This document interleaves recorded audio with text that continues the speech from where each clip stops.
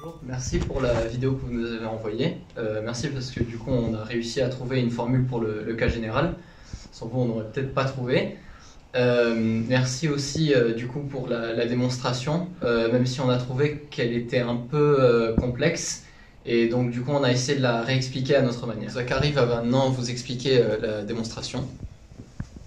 Donc à la base, on savait à peu près pour le numérateur ce que ça allait donner. On avait même dit dans la vidéo de base que ça devait être de puissance P plus G. Mais ensuite, par la suite, on s'est rendu compte pour le dénominateur, non seulement avec la vidéo que vous avez envoyée et les recherches qu'on a fait, après on a pu trouver le dénominateur. Donc on va vous montrer la démonstration et comment on a fait pour arriver au résultat. Alors on avait mis les valeurs qu'on avait trouvées dans un tableau. Et on a pu se rendre compte que, en effet, les numérateurs correspondaient bien aux puissances de 2 de puissance P plus G, et qu'on pouvait retrouver les dénominateurs en faisant la somme du dénominateur qu'il y avait dans la case du dessus et celle qu'il y avait à la gauche. Par exemple, celle-là, le dénominateur ici est 7, c'est celui 4 au-dessus et celui à 3 à gauche. Donc ça peut donner une forme un peu comme un triangle qui ressemble à peu près au triangle de Pascal. Donc on a pu démontrer cette propriété après, on a fait le lien avec les coefficients binomiaux.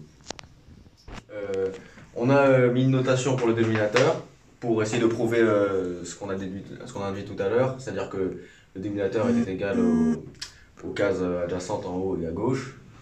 Donc on a refait un arbre comme dans la première vidéo.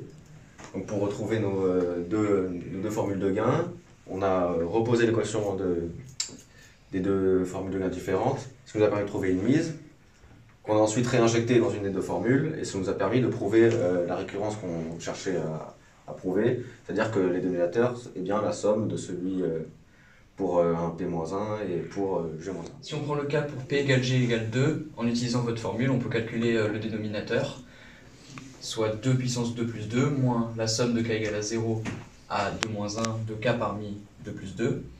On obtient donc 16, moins 0 parmi 4, c'est-à-dire 1, et 1 parmi 4, c'est-à-dire 4, et on obtient bien 11.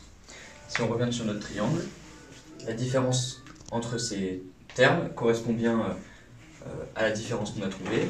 Pour passer de 16 à 15, on fait moins 1, c'est-à-dire 0 parmi 4, et de 15 à 11, on fait moins 4, c'est-à-dire 1 parmi 4. Et si on écrit la différence entre tous les termes consécutifs, on se retrouve avec le triangle de Pascal.